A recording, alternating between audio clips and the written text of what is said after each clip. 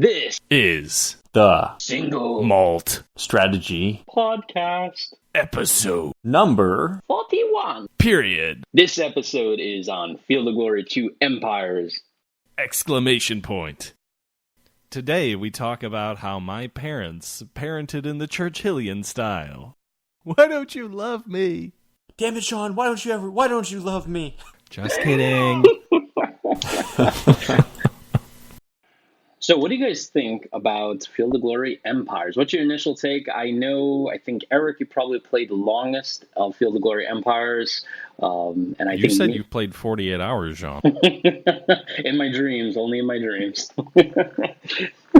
So, Eric, give us the lowdown. What are we missing? Because I spent a few hours, I know Matt spent a few hours, and I know you spent more than a few hours. Yeah, and I think I understand why, too. I think that there's a bit of a learning curve to this game. It has kind of some obtuse or opaque mechanics behind it. Just right away, some of the details, I don't know, it doesn't seem like a very appealing game. When you're playing it, you have to disregard user interface as being attractive and stuff. It's definitely much, much better than something like Gary Grigsby title or like a hex-based war game.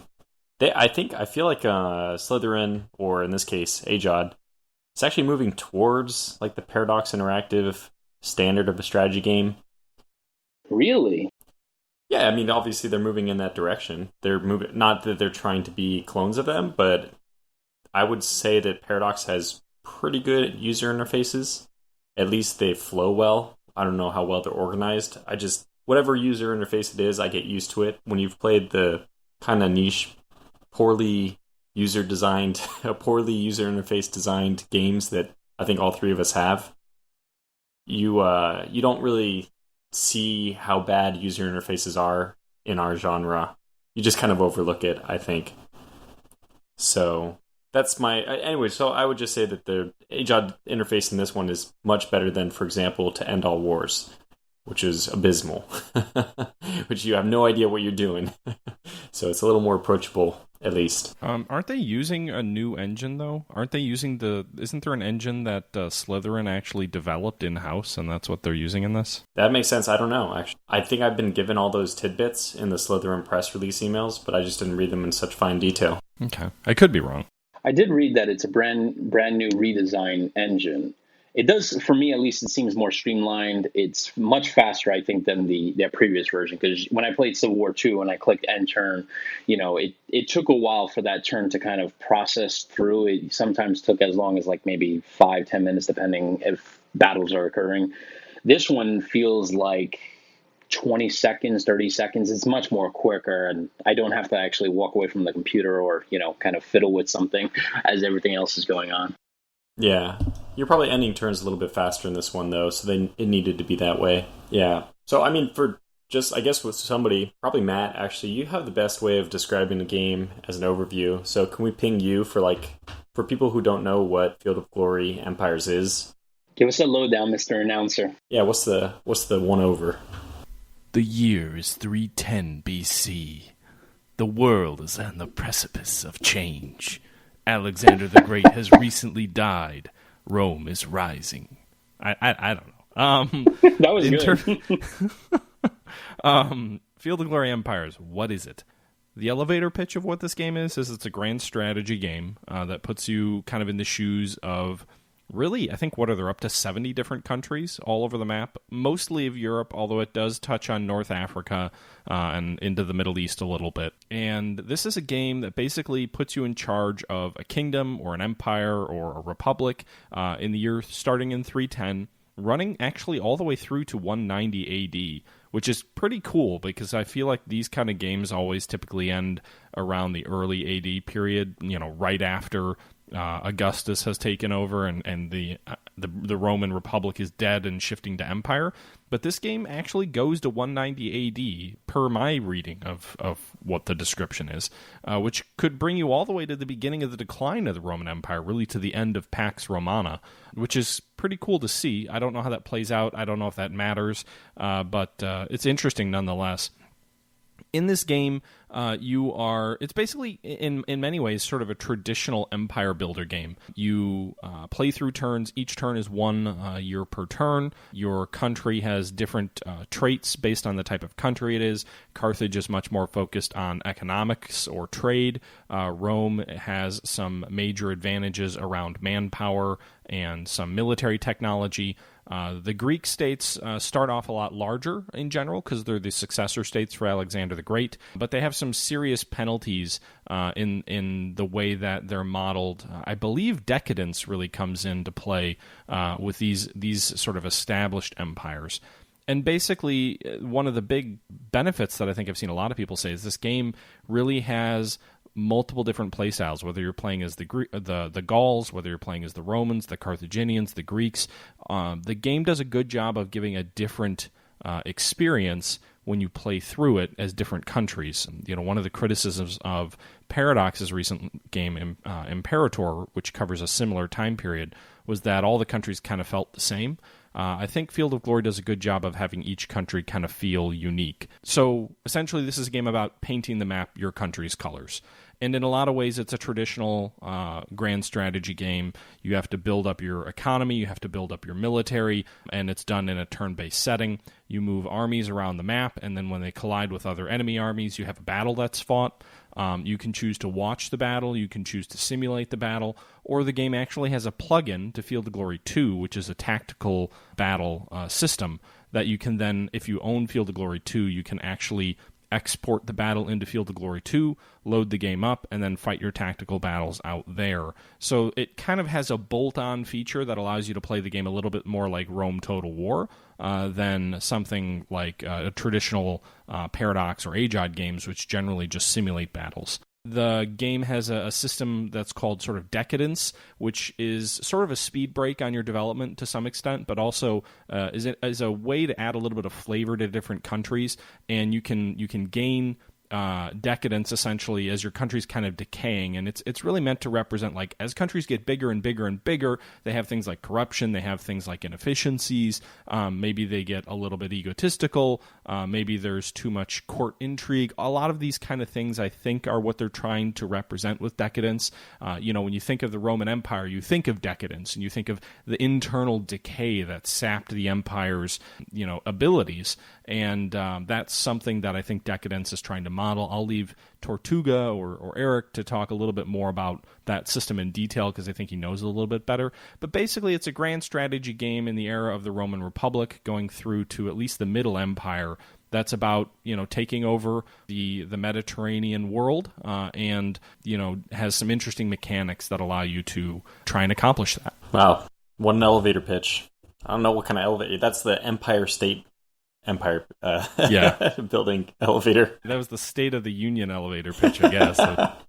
So you said earlier that it kind of separates itself from Imperator. So if you can kind of like highlight what reasons do you feel like it kind of sets itself apart from Imperator in terms of separating the countries, so they all feel different? I think part of that is just the nature of the decadence system, which I would like Tortuga to talk about a little bit.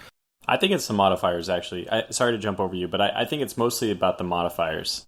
That the different nations, like, in my head, a lot of the times when I'm thinking about this game, I am comparing it to Imperator Rome or any of the Paradox titles. But I think they were very bold in their decision to choose modifiers that, like the typical modifiers you'll see for these games is like, oh, plus 10% economy or plus 10% manpower. And there's some of those in there too, but they really have some specific modifiers, and I feel like it's a trade-off. Paradox games are probably allowing you to do things a little more ahistorically, but that also takes away some of the flavor of these nations. So you can play almost any nation maybe successfully and maybe in any way you want. Maybe, I don't really know. I didn't dive into Imperator Rome I only think I played like 10 hours or so. But in this game, they have very restrictive but also empowering modifiers that do some pretty severe things. And that was actually my mistake when I first played this game. I was having a really hard time getting into it. And I think I was playing it too much like a general game. I was not really paying attention to the modifiers or, towing my nation to what I was reading there. And they have like the like the scripting system that they have built into the modifiers is pretty extensive. So they'll have modifiers that are just like, this unit will get one bonus, this thing. I mean, they get into the weeds with it to try to curve your nation slanted towards a particular direction, which presumably is the historical direction of that nation. Does Imperator not have like those modifiers for like units? Well, what's Imperator's modifiers? Well, from what I understand, like I know they're customizing units in Imperator based upon, like for example, the Romans can focusing on sieging, and each can go down their own separate paths, from what I understand.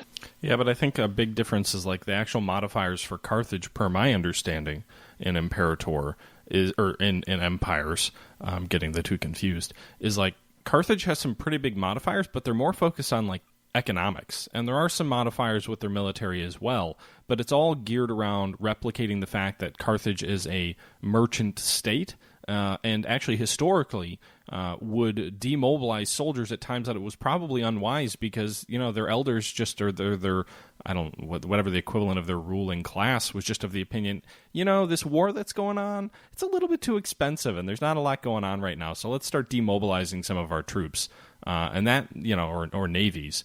And because really their focus was commerce, their focus was trade, and I do feel like the modifiers that exist in Empire really bring that out in a way that, even if Imperator has modifiers, I'm not sure it really is giving the character flavor to how running Carthage is different. Maybe fighting, maybe different global modifiers based on the territory you're in, but I don't feel like the economy is my primary focus for Carthage in Imperator any more than it is in Rome. Whereas I do feel like there are very different focuses for countries in Field of Glory Empire. Yeah, I mean, here, I can give you one example. This is a very specific one. I just pulled up the game. I'm in the scenario, like, loadout thing, so I can just click on the different nations. Antigone. They have a modifier called In the Eye of the Storm.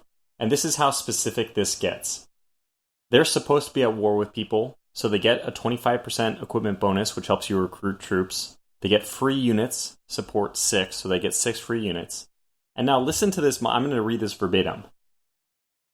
As such, each turn Antigonid is not at war, the government ages an extra turn, so that's decadence related. You don't want to age. Your government is basically, it's falling apart. Each turn the nation has at least 3 wars with neighbors, the government doesn't age. If the nation is embroiled in 6 or more wars with neighbors, the government slightly rejuvenates. That's a very specific modifier. So they're really trying to shoehorn you into going to war with a lot of different people. So basically, if you don't go to war, like you just die. Like eventually, the game ends because you're not following that goal for that country. It's not so bad. I mean, basically, it's obviously not good. You don't want to age. You want your government to be doing well. But if you go into a slump and your government continues to decline, there's like a reset button. You can kind of think of it as like the bankruptcy of decadence. You just have a civil war which will fire. And then the 2 new nations both have their governments reset. So there is a reset on it, and that's nice. You just have to fight. I mean, you have to fight a civil war for it, but it's kind of like a rebellion timer that I've seen in Europa Universalis, stuff like that. And I mean, it's also, if you have like a really warlike people and they're not happy that all of a sudden you're not playing to your culture, then it seems to me logical that you'd have some dissent internally, and it could lead to a rebellion, and potentially a warlike party coming in. I mean, it's interesting the way you're talking about this, Eric, because this is, I think the thing that Paradox does well is if you want a true sandbox experience, they do a really good job of that, right? You can play any country, and it's not that any country is great, right? Like if you're playing Europea Universalis as like Brunei or something like that, you're not going to conquer the world, certainly not as easily as if you're playing Britain. So it's not like every country is equal,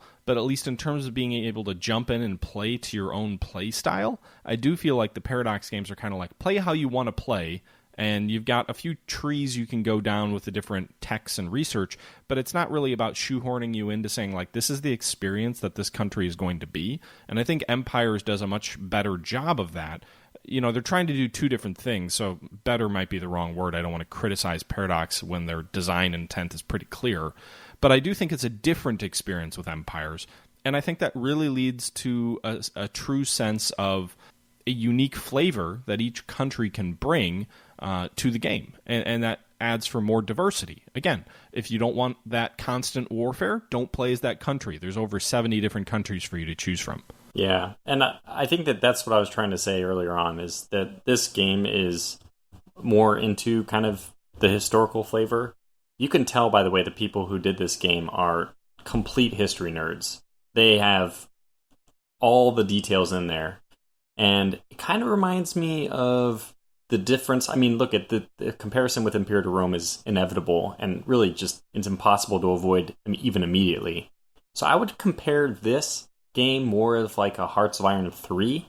It's got the historical details built in, whereas I would call Imperator Rome more of like a Hearts of Iron 4, where it's less about what should happen historically and more about this idea of just more sandbox, so you can do whatever you want. And I kind of feel like the people who make this game are actually they want more of a historical game. They want you kind of to experience more of history. Whereas Imperator Rome is more about, let's let people have the sandbox. Again, it's to let them kind of experiment. But because you actually have to play the different nations in this one differently, I feel like it's more, you would have a better sense of that nation historically by playing it in this one versus Rome, yeah. It's funny that you say that, because I know AGEOD, they're very passionate about a particular era.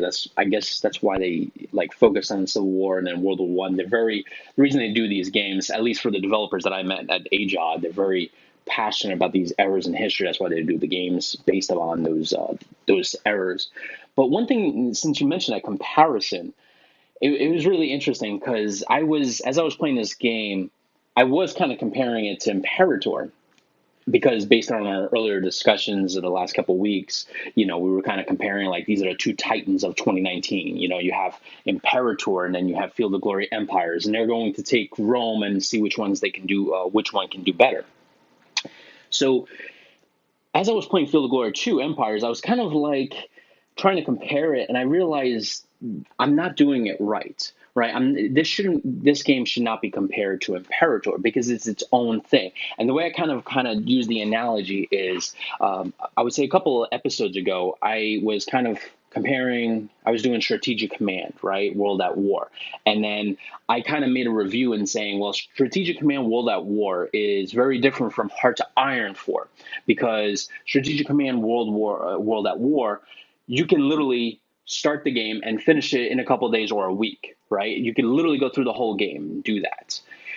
And in Hearts of Iron 4, you have to, invest weeks, if not months, or in my case, sometimes a year to play that entire game. And I feel with Field of Glory 2 Empires, you could actually finish the game pretty quickly, or because of its tactical components in there with Field of Glory, you can also have the option of spending weeks and months, because sometimes a tactical battle, at least for me, sometimes lasts an hour or two, or sometimes 3 hours, depending on how big the units are. So I feel like, honestly, when I was comparing this, I feel like this game is its own thing. Like Imperator Rome is if you want to invest weeks and months into that game. Because honestly, for a grand campaign Imperator, you're going to need to invest a lot of time if you're going to do it right. And I feel Glory 2 Empires, I feel like I can go in, I can pick a country, and if I have a long weekend, I can play through the entire thing, pick out some big battles to fight on a tactical component, but be done by Monday. What do you guys think about that? Wait, you're saying that in Field of Glory Empires you can finish in a weekend? I feel like I could, honestly. As I was playing the game, I feel like the only reason why it took me so long to at least just play the game is I was just going into every tactical battle. But I feel like strategically, I could literally start the game and finish it within 2 or 3 days if I just only picked out some of the big battles. You got your country killed? Well, I'll be honest, the AI is very challenging in this game. I was really surprised. I don't think you can finish this game in a weekend unless you get to a point where you stop playing, which is probably where a lot of people will finish their games. Just doing quick math on the turn count, there's 500 turns, and that means that if you're like me and you spend maybe an average of 10 minutes a turn, that's still 5,000 minutes of to finish one game. So that I don't know, that's a tall ask for a weekend. That might have, I think, I'm pretty sure that's more hours than there are in a weekend if you didn't sleep. I usually spend about I notice 3 to 5 minutes per turn, or even less. Sometimes 1 or 2 minutes. I noticed the trading system is kind of hands off, so I didn't have to worry about that. So I just kind of made a strategic plan on where I want to invade, which countries do I want to mess around with, and just kind of play around with my characters, a few other things, and that's pretty much it. Because I feel like the diplomacy, all these systems that are in there are either hands off like the trading system, or you're not going to invest. Like the character system is very bare bones in this, so you don't have to invest too much time. So I noticed I spend only a couple of minutes per turn on in the game. I think that you can play the game very hands off. You don't need to get into the details. The trade system is, I don't know, if you're talking about trade, if you're missing a resource, that's done automatically. But if you're trying to line up the right trade goods, let's say that I have charcoal being produced, or I want to build a building which will produce charcoal. Well, that requires timber or lumber. And so then you have to see, okay, is that already provided nearby? Can I get it? Is it being bought? If I acquire it, is it being bought from my empire, or am I going to buy it from another empire? If I buy it from another empire, that's money which is being lost to me. So I would prefer to import it only from my own territory. So there is you would have to look into all these details, which I'll be very honest, the first 2 games I played, I didn't look at trade goods. I just didn't look at them, which shows that you can play that way. You don't have to. But you can get a lot more benefit out of your territories if you are looking at those and trying to line up a production system that's supporting itself, rather than just, basically choosing your buildings, as I was doing at first, based on my perceived benefits, without understanding that when it says you need this trade good, if it says wine is required, that means that you will import it if you cannot either produce it in that province, or you'll import it from a different empire if you can't import it from another province nearby in your own empire. And that's costly. I mean, basically, there's a lot of depth to this game, which I basically feel like there's a pretty steep learning curve, and a lot of the mechanics typical of AGEOD are not very visible, or not. This is Matthew and I. We tried to do a series, a 3-person multiplayer series on To End All Wars from AGEOD, and I ultimately was the one who pulled the plug on that one because I couldn't understand the game. It was very frustrating for me to get into. I kept running little skirmish, practice campaigns, and losing for reasons I couldn't understand why I was losing. And there's just nothing more frustrating in a game where you're losing and you don't even know why. It doesn't even make sense. Especially because I come from a board game background. Probably all of us do when we were younger.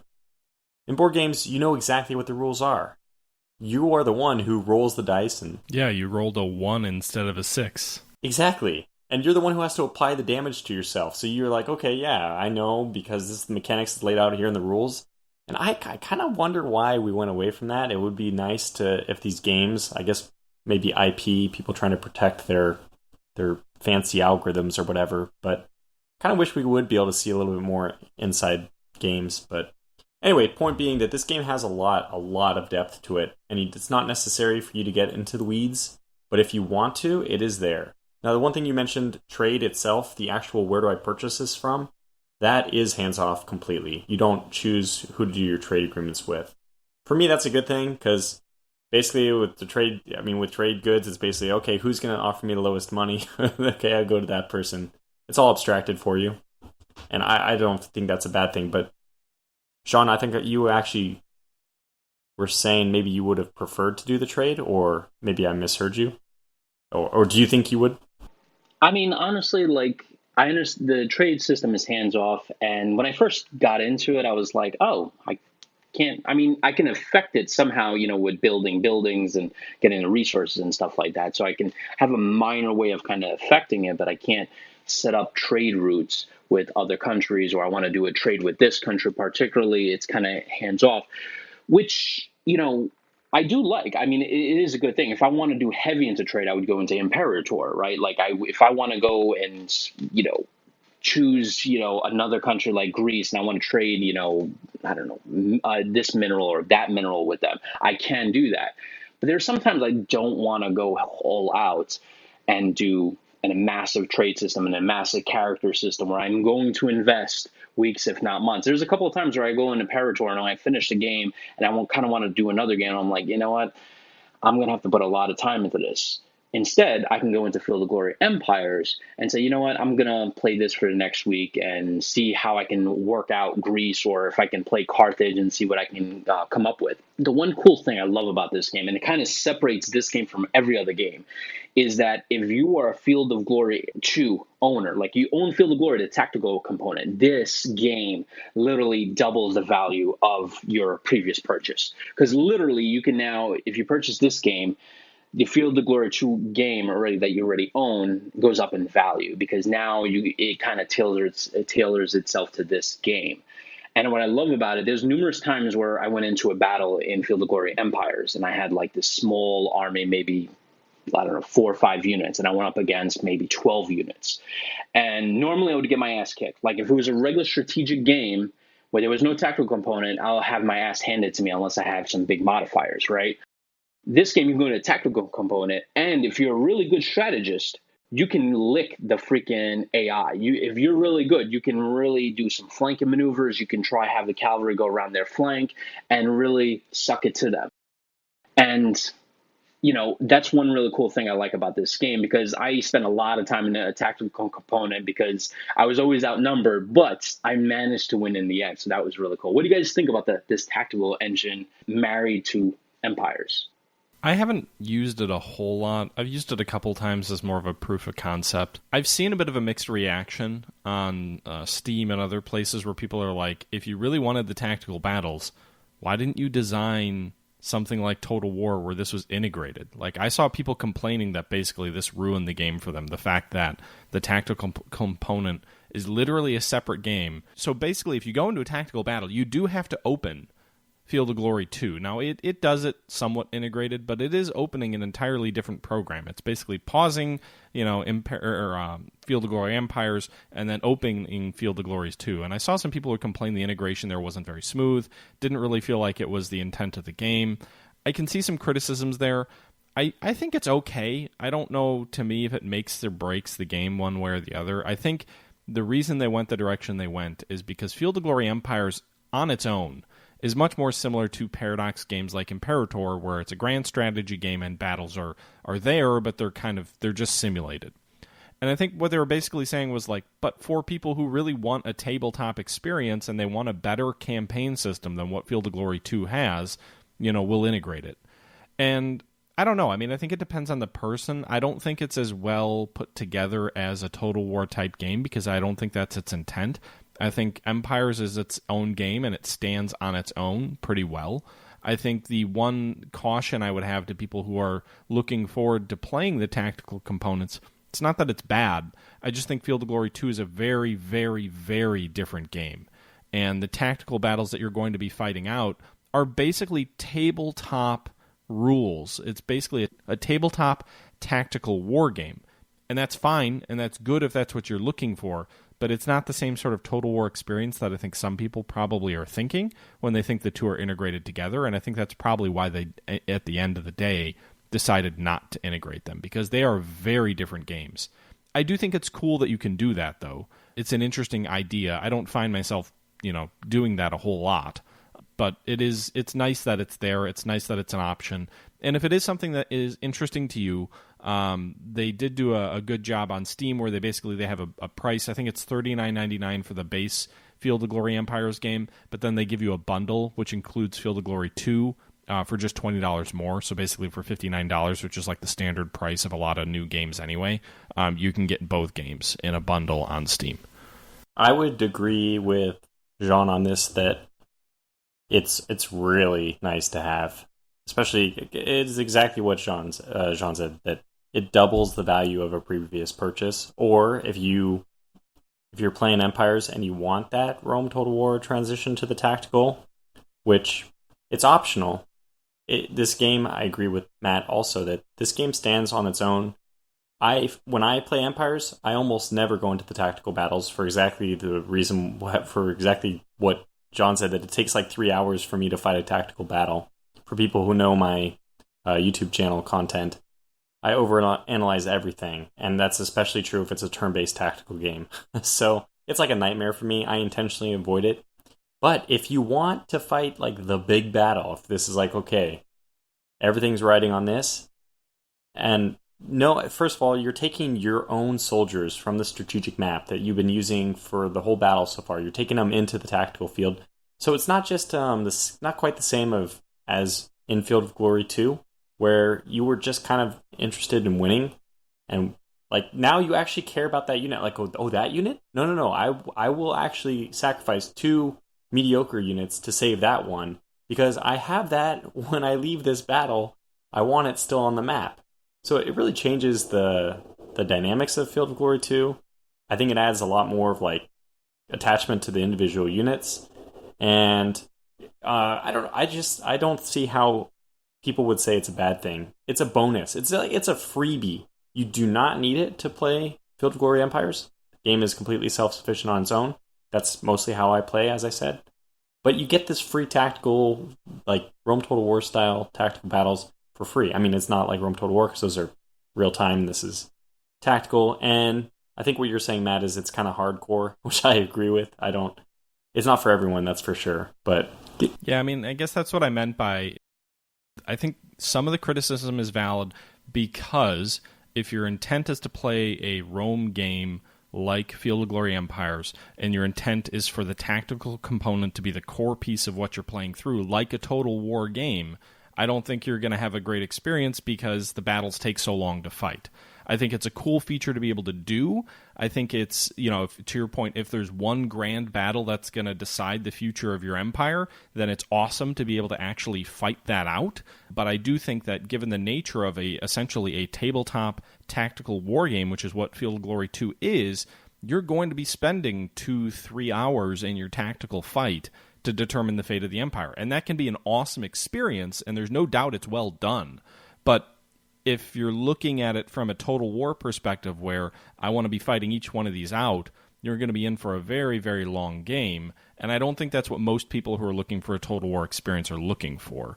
I think they're looking for something a little bit more. They want the tactics, but they don't want the grog level tactics. They don't want Scourge of War inside of Victoria or whatever. Okay, I agree with you there.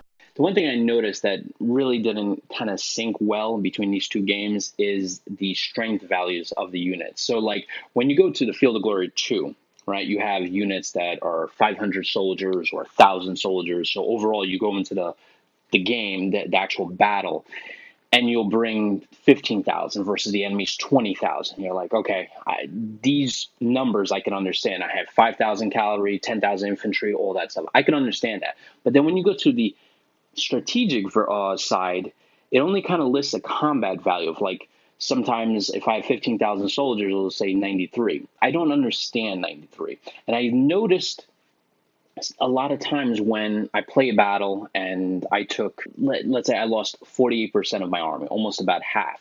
But then when I went to the strategic level, when it kind of analyzed my results, it showed that I lost over 3/4 of my units. And it didn't kind of sync properly. And that's the only thing that kind of bugged me about that. Yeah, but one thing I will say regarding the battles, though, that I think is very well done, and this is really for it's for either, but really the core of the game we're talking about is Empires here, is to me it feels like major battles are really meaningful.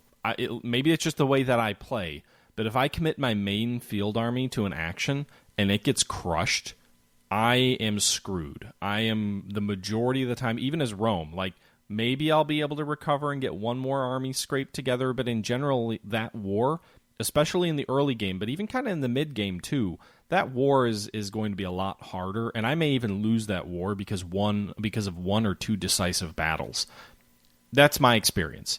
Maybe I'm just bad at the game, But that experience is really refreshing to me because that's how a lot of these types of wars were. I mean, Rome was really the exception of a superpower that could withstand multiple disasters. If you look at wars in the in the ancients period, they were generally decided by one or two major actions. These weren't, major battle after major battle after major battle. There's a reason that when you get into the age of Napoleon, this idea of total war and the ability to string many battles together was kind of a novelty. Dating all the way back to the ancients, a single or two decisive actions generally determine the war. And to me, it really feels like individual battles can be decisive. And why that's really refreshing is in the Total War games, that's not the case, right? You lose one army stack, you've got 5 more. And then you just, all the Total War games generally tend to feel like a World War I slog match where you just keep throwing men into the grinder and eventually wear them down. Whereas this game doesn't quite feel like that. For me, anyway. I mean, I agree with you. I mean, the game does have, there were numerous times where I went into battle and I kind of invested pretty much most of my army, like 90% of it, and I lost that battle, and I was left with like 1 unit left, and then it was pretty much game over after that. So I completely agree with that. Yeah, I think it's true, though, that you lose one. If you're a big enough empire, you can rebuild another army pretty quickly. Also depends on how you've set up your nation, because rebuilding armies is not just like a turn timer thing, as it is with a lot of other games, like Paradox, Total War. Almost all these games are like, it's a turn, okay, this is going to take 10 months no matter what. In this game, they actually they don't abstract, they actually include the equipment component of this. They say, okay, well, this armor for this unit requires this much like metal equipment, and you have to produce that. And you can store so much equipment up in an area as well, which is also dictated by the military buildings you have. And so in one turn, let's say the first turn, let's say you're going to go to war and you've stockpiled a lot of equipment, you can maybe make like 4 Legion units in that first turn. And then you've depleted your supply of equipment that you had stored up, and you're just waiting for the yearly income of equipment. And then you may not even be able to get 1 Legion out in the next turn. It may take like maybe 2 years to build 3 Legions. So I think that's pretty cool.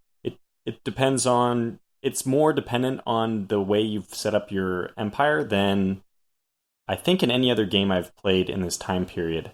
That they actually force you to build up a specific military economy with the specific military, buildings that you might need. So I would say that's, it's obviously it's more complicated this way, but in general, I like complexity because it feels a little bit more realistic the more you approach. I mean, real life is obviously the most complicated example. You'd have to worry about manpower down to the man and all this stuff, and they have manpower in there as well. So they modeled those kind of things, and it's really nice. I think that they've done a good job of giving you a flavor that, hey, it's not just manpower, it's not just a matter of time, it's manpower, a matter of time, and as well, the equipment that you need to buy. And that equipment is not just produced on its own. You have to build the blacksmith, you have to build the armory. These things all lend themselves to a different amount of equipment production per year. One thing I wanted to ask you guys is, one of the things that a lot of people had in terms of criticism of Imperator Rome was that when you take over a country, so for example, if I'm Rome and I take over Carthage, that you can instantly transition that population to become Romans. And that was one of the things that a lot of people were critical of. I believe they're fixing that with the upcoming Pompeii update. But what do you guys feel about that in Field of Glory Empires? When you took over another country's population, was it in it? I didn't actually look at that. I was just kind of coloring the map in my in my color. But did you guys kind of take a look at that system and how it works, and how would you kind of compare that? Yeah, I did. It's much more important. I would say it's if you want an easy game, it's too much important, because you really do need to worry about what, even like the people you're conquering, if they're the same people type, you get less of a decadence hit, which will, again, I'm just using, it's a mystery, right? We haven't really talked about what decadence is, what it does, other than it degrades your empire. But you'll get less of a hit to decadence if you're conquering people of the same nation. basically, I guess I have to talk about decadence a little bit here in order to make sense of the whole system. Decadence is influenced, or there's two things. There's glory. What is it called? I forget what it's called. Something like glory. And then there's decadence, which is bad. Glory is good. Decadence bad. And glory is boosted by loyalty, the people's loyalty. So when you're building buildings to get your people to be more loyal, it's not just so they don't rebel. That all factors into the, I forget what the damn word is, but the positive prestige. And then that is weighed against your decadence, which is there's certain buildings, like a tax collector maybe increases decadence, some glorious statue, which maybe increases culture, which is another benefit. I'm sorry, I'm doing a terrible job explaining this, but there's a lot of positive things you can get, and there's also negative things you can get, kind of as you'd imagine them. And taking over other territory is always a negative, with a few exceptions. Again, these modifiers for nations are so wide-ranging that some nations actually get like a pass on whether or not they take a decadence hit for taking over neighbors. But as a rule, as a general rule, if you conquer people, you gain, your government increases in decadence. It becomes like more aged. And if you have more loyalty, that can offset your decadence. But usually it's a double whammy, because the people you're taking over, if they aren't the same people type, they aren't going to be loyal. So yeah, it's kind of a snowbally system. But this prevents people from just, instantly taking over the world. You have a real spring which limits you, which really dampens your ability to just blossom out. You have to deal with the internal stuff. So one thing that I would say with this game versus Imperator Rome, a lot of people were complaining there's not a lot to do when you're not at war. In this game, there's a lot to do whether or not you're at war. So there's a lot of internal empire management. I don't know, you guys may even want to answer. It wasn't fun for me when I first started playing this, and I was going to ask, did you guys think it was fun? Because it wasn't fun. I didn't understand it. It was, again, this whole AGEOD thing where I didn't understand what was going to make my empire not constantly become aged in the bottom tier and falling apart. I didn't understand how I could improve it. So what was your experience with that? Yeah, I had a similar experience. First off, what you were referring to, decadence is sort of the negative modifier. Culture is the positive modifier. So, and your score, which, if you think about like Paradox games, usually your score is your prestige. Well, you take your culture score, you divide it by your decadence score, and then you get a legacy score, which is what you're like, that's how you're ranked at the end of the day. But in terms of, it's interesting because you were talking about the fact that this, earlier, kind of that this doesn't look like a typical AGEOD game, that there's a lot of information, it's communicated to you, you can dig into the game and you can kind of figure out and understand things. And at a high level, I agree with you, but I do think this game still has some opportunity in sort of fleshing out some of the what's going on under the hood, to your point earlier, because there's some really basic stuff that's relatively easy to understand: money, manpower, metal, and you can look in to see what's being traded where and other things like that. But I think the decadence and the culture especially, unless you really dig into the manual, at least for me, it's really hard to understand what's driving those scores. And as you get more legacy, then I think you actually level your civilization up to like the next level civilization. But I don't really know, without, again, digging into the manual, I don't really know what I should be doing, what I shouldn't be doing. And even like with regards to trade or buildings or civilizations and pops, like there's a lot of information that is provided in the game in a clearer, better way than what AGEOD usually does. It's a good UI from that perspective. It shows you your citizens. It shows you your slaves. It shows you the makeup of the population, essentially the type of ethnic breakdown, the type of government, and again all these different scores. But I have a hard time really understanding what I should be doing in the game because I don't know how all those pieces fit together.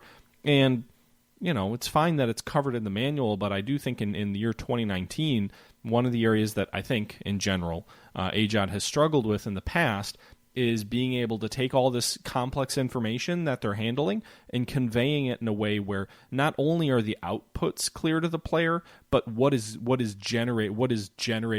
into that output it needs to be clear to the player, or at least decipherable to the player. And to me, it just feels like it's a, it looks like a rocket engine from the outside where you can see, all right, the rocket's going up. It's clear. I understand what's happening, but like I have no idea how the hell that thing's working. Like I can't get in there to see. And without the manual, it's really difficult. And I don't want to be one of those people who's like, oh, don't make me read the manual. But it's a 200-page manual. I mean, I don't think it's realistic to expect every player to read through that, because the fact is they're not going to. And that's the area that I think the game really could improve, is helping give more clues and more hints and more tips and tricks in the game itself, so that you have a better understanding of what's going in under the hood and what's driving these different scores that really are key to winning. Because you're right, there's a lot you can do in managing this empire. Very rarely do I understand what I should be doing to manage this empire. It is very easy, and maybe that's where you're coming from, Jean, where you feel like you can play through this game in a weekend. It is very easy in this game to just keep hitting end turn without actually doing a lot of empire management and not know if that's a problem or not. Yeah, I agree with you on that. So basically what I did in between turns was I kind of, went to the production side.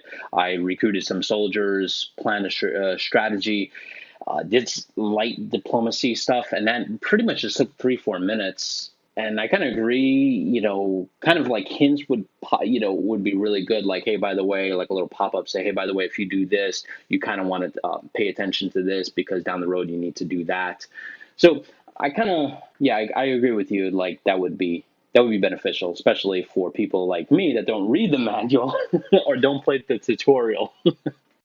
Yeah, I mean, like some of the things are pretty straightforward, like the money, the metal, the population. But the other things that are really complex are kind of hard to understand, like the trade. Like I don't know what I can find it now that I know where to look because I've looked in the manual, but the game doesn't really do a good job of directing me there at any point. And especially the legacy and the decadence and the culture scores, those are really opaque unless you look through the manual to understand it. I do like how there are quick and easy stats throughout the game. Oh, another thing I wanted to mention, and I always kind of mention this with every strategy game I review, the WASD keys are properly mapped, so big props to AGEOD for that, because I know it's like a small thing, and everybody's like, seriously, that's you even notice that? A lot of strategy games I play, or not a lot, but there is a number of strategy games I play that don't properly map them, and it becomes kind of annoying because like my hand gravitates to those 4 keys, and if I can't move the map because of it, there's some games I actually have to move the mouse all the way to the left or all the way to the right and hit the edge of the screen to move the map, which I think is absurd. But I did like that they mapped the screen with the WASD keys. But going back to my earlier point, I do like how the stats are very easy to understand, and I kind of, can understand without going into the tutorial. So I do like that. The only other thing that I kind of want to mention, at least for that probably last thing that I kind of have noticed or would like changed, is the strategic and tactical side does not have a retreat button. So if I'm getting my ass handed toward me, I would like to hit the retreat button so I can salvage some units. I notice you can't do that. Did you guys notice that? You're talking in the tactical battles in Field of Glory 2? Yeah, but also I don't think in the strategic level, can you, or did I miss it? Oh, you can't give orders. You can only give orders for the year, and then it's really up to, I think that's abstracted away into your commanders. Are they going to, save your people? It's up to their die rolls and stuff. And you definitely will see troops, your army will retreat without being fully destroyed in the strategic mode. But I think the issue with no retreat option in Field of Glory 2 goes to the fact that they're standalone games. Because Field of Glory 2 is fundamentally an individual scenario or individual battle simulator. It does have a campaign, but it's really pretty not super fleshed out. So I think that's just kind of like, well, this is a tactical battle. You're going to fight it out till one side wins, and retreat doesn't matter because it's one battle. And then when you plug that game into a strategic map, you probably should have the ability to fall back to the edge of the map, pull troops off, fight a rearguard action, get out of there, and save more of your men. Really? But I'm saying you should. You think so, though? I disagree, just because I think the way... I'm not an expert. You're the historical gamer. You're probably going to be able to think about this from a history perspective. But my understanding of battles in the ancient times is it was all about morale. And it didn't matter about even the numbers. It was really about who broke first. And if troops started to rout, they usually routed their neighbors.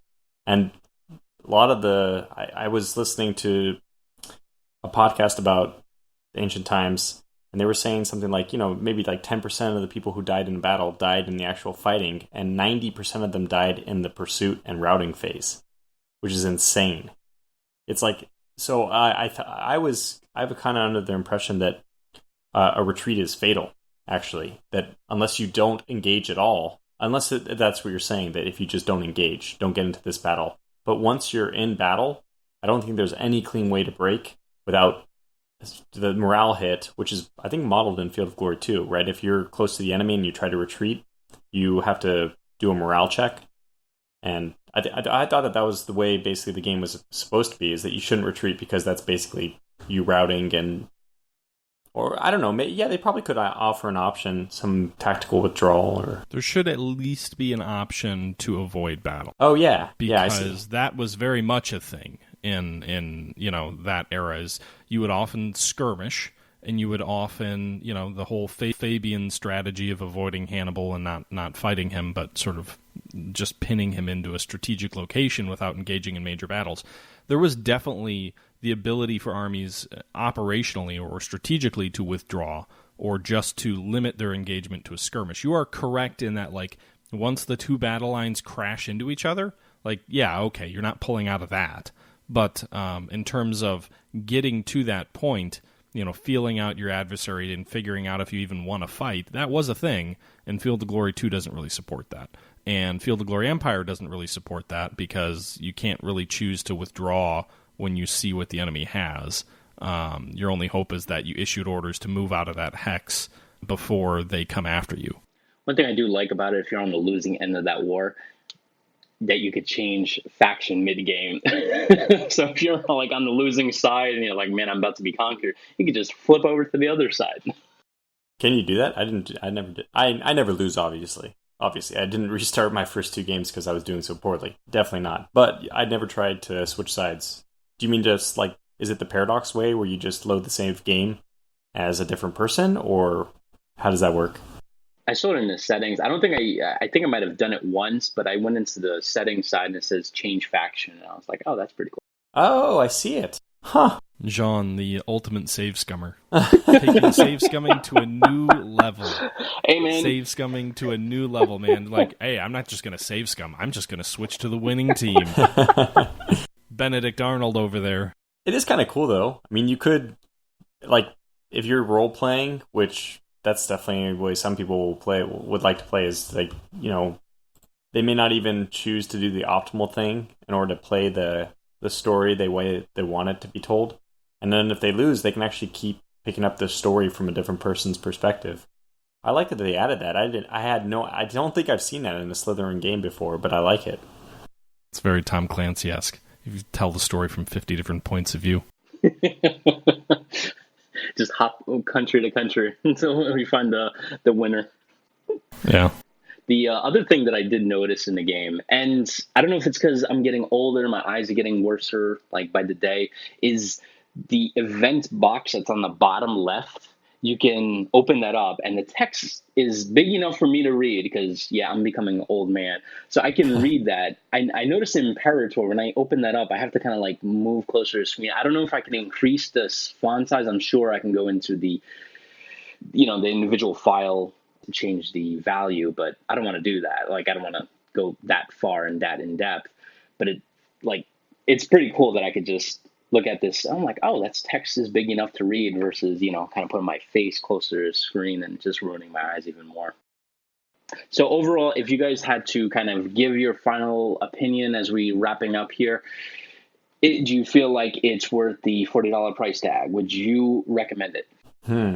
I would say yes. I guess I want to be like honest with people and just say that I think there is this initial learning curve, and so much so that I've been like contemplating putting together a tutorial series, which is for games I like, but I feel like are a little obtuse, or that I would like to have some hand-holding to get into, this is one of those games. I wish I'd known a lot of things. I feel like knowing that we were going to do this podcast is actually was the catalyst for me to constantly go back into the game and be like, okay, what am I missing? Especially because I saw Rock Paper Shotgun, and the guy was saying it's like maybe the best game of 2019.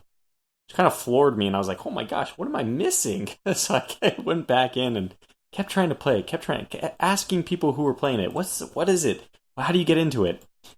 And probably after like 4 hours of this struggle, I finally hit the plateau where things were becoming clear and I understood the game and it was getting to be more and more fun to play. That's a lot of time to invest to really... If you're willing to invest that kind of time into a game, I think it'll be well worth it. It'll pay back really high dividends on your initial investment.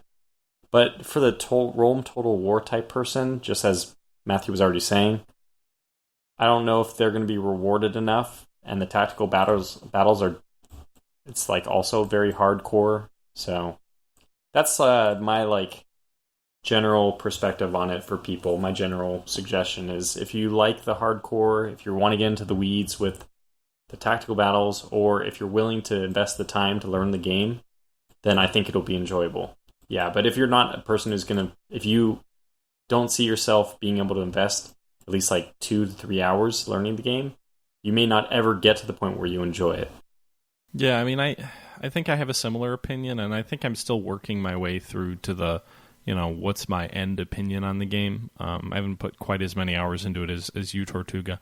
And I'm enjoying my time with it, but I do think that it's one of those games where you need to have the right amount of determination to learn the game and not just play through it and expect you're going to learn everything while you're playing it. Because I do think you need to dive into the manual. I do think you probably want to watch either a tutorial series or a Let's Play stream type deal where those things get fleshed out and explained to you. I think by far and away it's the most impressive effort that I've seen AGEOD or Slitherine make in terms of making a grand strategy game approachable and yet still deep and complex.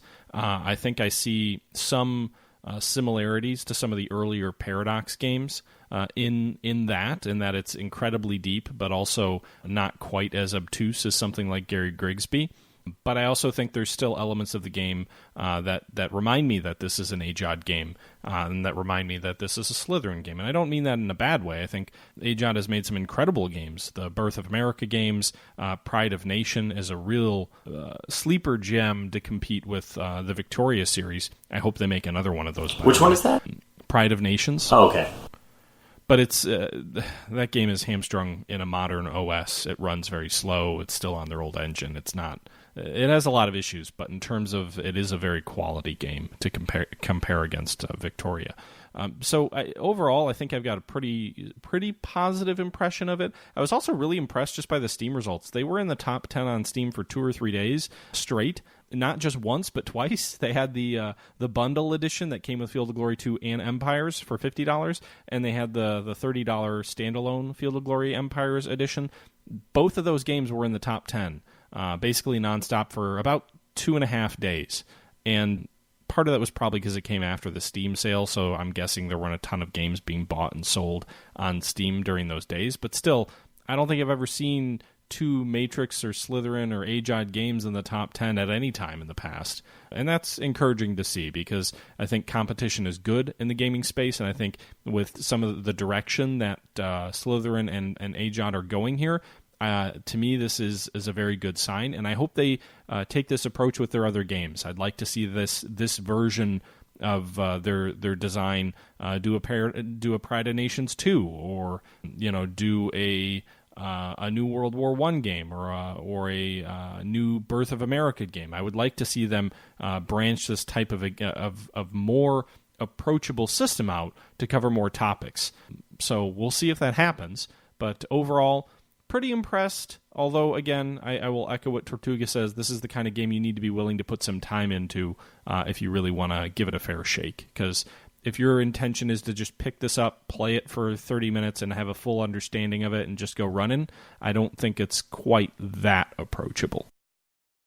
There's 157 user reviews as of the 23rd of July, and 81% of the 157 reviews are very positive.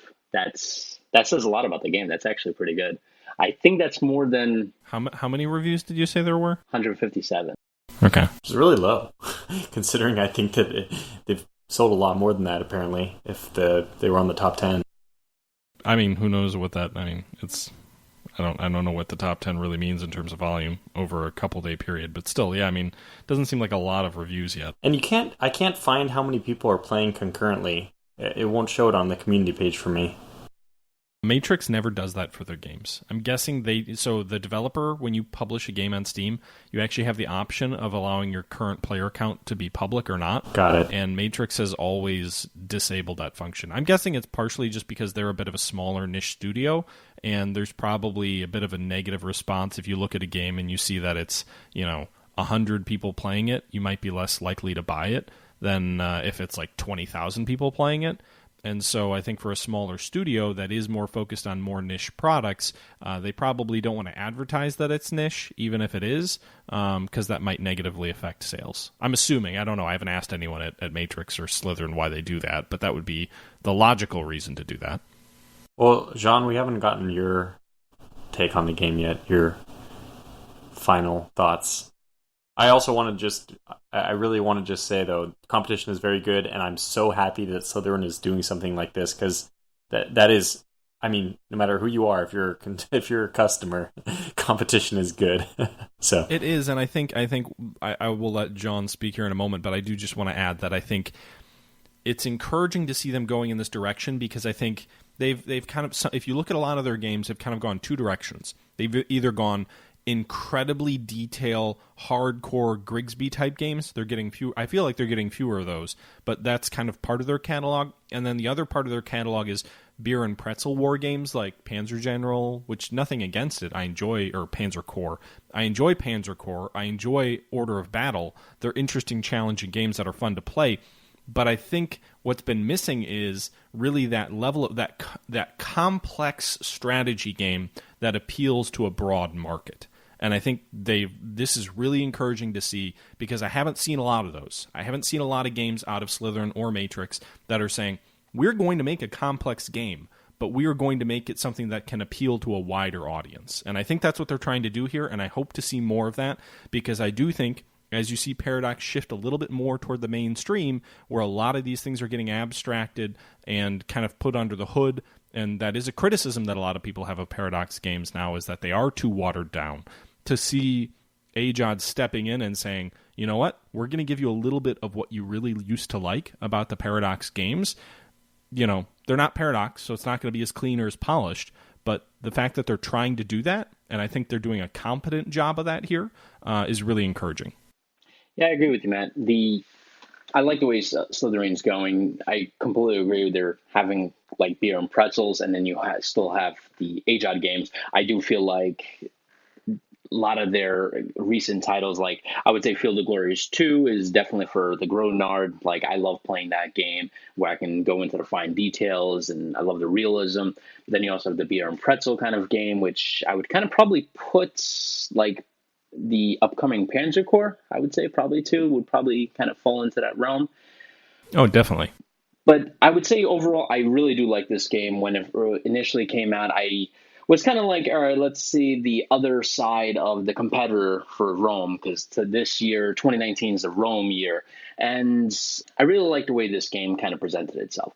I can play heavy into it, where I can spend weeks, months on it, or I could just, like I said earlier, play it in a weekend. I really like that. And then the connection to that tactical component, even though I wish they would refine it, so you could just press one button and it kind of just automatically goes there, instead of closing one app, opening the other app, closing that app, re-importing it. It becomes a long process. But once they kind of iron that out, I think it'll be incredible. Right now, I really like the game. I would easily pay $40 for it. So overall, yeah, I do have great impressions of the game. So yeah, good job, AGEOD. And as Matt was saying earlier, if your next game with this engine, I would really love a Civil War 3. Just I want to put that out there. Well, I'm wondering if they release this right after Imperator, and they announced it right around the same time as Imperator. Maybe they've got someone with like eyes into Paradox to seeing what they're working on, and maybe they'll, if Paradox comes and says, "Hey, we're doing Vicky 3," you'll see a Pride of Nations 2 come out right after that. Oh shit! I wonder if there's a spy in Paradox. Well, I think that maybe some of the success of Field of Glory Empires might be because of Imperator Rome's not lack of success, I guess. So, I mean, and I wouldn't bank on that being the norm. So if I were the people running Slitherine and I did know what games Paradox was releasing, I would probably tend to avoid those topics because competition is good for the customer, but it's bad for the business. So, yeah, I mean, it's good to have them populating this space with good games. I'm like, look, if you've played the other AGEOD titles, this is so much more approachable. We're talking about how it does take this initial a bit of getting used to or learning the game, but holy cow, it's like 10 times better than even Civil War II. I mean, Civil War II to End All Wars, they're all the same engine. They all played more or less the same in my mind. Those are all really hard to get into. Eric, the TortugaPower, Doctor of Gaming, says Empire, or Field of Glory Empire, 10 times better than anything AGEOD has ever released before. I would say that's true. I really do think that this is, I mean, at least from the perspective that it appeals to 10 times more people. That goes right on the front of the box art right there. Appeals to 10 times more people than their previous game, which was 100. So, 1,000 at least. Oh, God. I mean, these guys are... Well, I also want to make this point again. They're real history nerds. Man, they released the trailer all in Latin, for God's sake. It's awesome. Hey, by the way, we will know if they are very successful because according to Slytherin's PR department, if they sell 200,000 copies of this game, they will make an all-Latin translation of the game. That's right, 250,000. That's nuts. That is a reason in of itself to buy this game. Go buy it. Because the idea of a game developer releasing a game entirely in Latin is awesome. So awesome. Yeah, so besides the 200-page manual, you're going to need a 1,000-page Latin textbook. Hey, man, I took Latin. I know my Latin. I took it for 1 year, and I think I got a 20. But apparently the professor said, well, this was high school, so he was just like, anybody that gets a 20, that's technically a B in the class. I'm like, really? Okay. Wow. You mean 20%? Or is this like 20 out of 30? Yeah, I think it was like 20 or 30. If you get like a 20 or 30 in a class, it was like a B. And I think if you get like a 15, it was like a D, because apparently it was so hard to get Latin that he had to like reduce the qualifications. Percentages? Are you talking that a B is a 30%? Yeah. Wow. So if you know 1/3 of what you've learned, just taking away 1/3 will get you. That's pretty good. I mean, I understand the sentiment. The poor guy John's probably a snowflake over there, man. I mean, you got to imagine. Wait, did you have to like master it? What? Did you have to master it? I mean, I would not claim. I don't know anything now. That was when I was in. But we were required to take Latin from 6th through 8th grade. So 3 years of it. Jeez. Yep. Wow. That's when you probably started drinking. No, it was way before that. that. Drinking in 6th or 8th grade, for that matter. I would need one. But that does bring us to our topic. I mean, it is a weeknight, so if you guys aren't drinking anything, that's acceptable. But what have you been drinking, if anything, lately? Well, I have been drinking my normal black coffee because it's 1:30 in the morning, so I generally try not to drink after a certain hour. You just drink coffee at 1 in the morning. That's good. Yeah, it's basically, it really doesn't do anything. I just like the taste of it, but I had so much coffee, I guess, so far in my life that it just basically, it's the equivalent of water at this point. I am drinking the Russian water. I am having some vodka soda. Whoa. Oh, that sounds good. Nice. What kind of vodka, though? It's just Smirnoff. What do you drink? What's the soda that you have with it? Gin? It's actually no, I'm not. Right now I'm actually having a strawberry flavored water, like a sparkling water with like a little bit of strawberry. It's by a brand called Bubbly. Or do you mean Bublé? Buble, yeah, whatever. It's like similar to LaCroix. Yeah. Or as my friend calls it, La Croix. Well, great episode, guys. Excellent. Well, what are you drinking? The blood of his enemies. Oh, man. I have one guess, and I want to make sure I'm correct. It's not milk this time. Water. I got off work late, so I'm just barely trying to finish my dinner here, and I had a soda with that, so. The blood of his steak. I wish.